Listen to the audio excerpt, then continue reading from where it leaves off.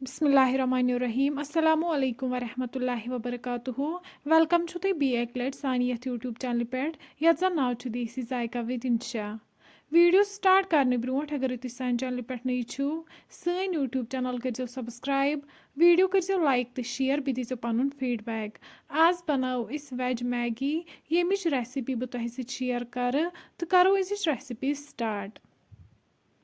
recipe बनाने खतर छ अस निमित टमाटर बेस निमित फुलगोभी बेस निमित नदर गंड रुहन पुस बेस निमित नील मरचांगन इन गोडनेथ न्यूक न्यूक कर थोमुत बेस निमित मैगी पैकेट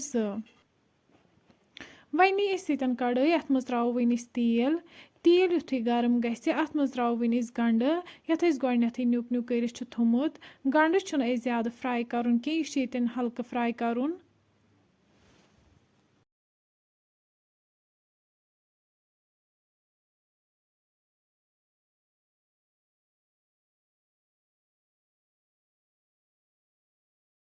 तुम हेको यन वुचित गंड यन हल्क फ्राई गोमुत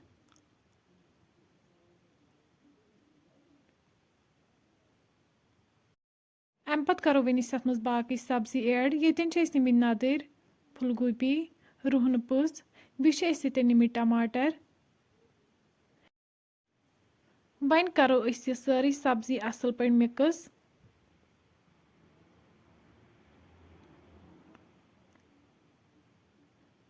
युथु अस सारी सब्जी असल पे मिक्स करो अम पत त्रो वन अत मज नून चमच नून ते रलाओ असल पे अत सत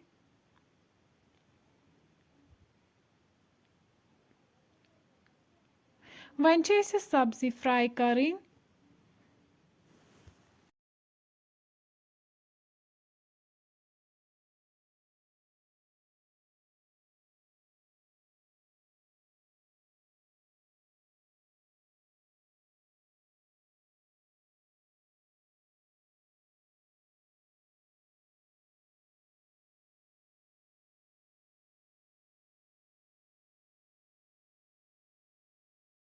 युथु सब्जी असल पे फ्राई गस अम पत त्रो वन तथ मज आब कप बी त्रो मरचांगन चमच ओड यह करो यन असल पे मिक्स तुम हेको वुचित यह असल पे मिक्स गोमुत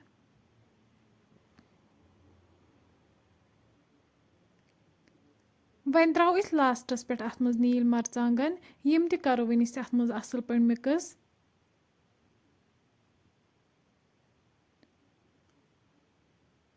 युथु यन सारी सब्जी असल पे फ्राई गस अम पत त्रो वन अत मज आब गिलास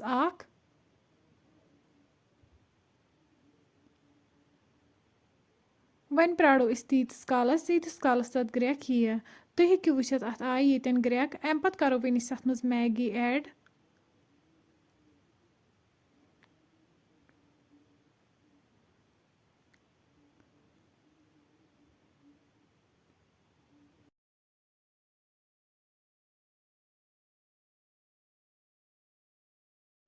लास्टस पे त्रो वन अत मज मैगी मसाला यह करो वन अत मज असल पे मिक्स